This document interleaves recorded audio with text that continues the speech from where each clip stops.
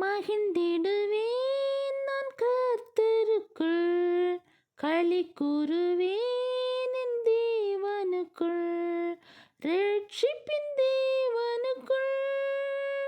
ஆமென் அல்லேலூயா, ஆமென் அல்லேலூயா, ஆமென் அல்லேலூயா, ஆமென் அல்லேலூயா.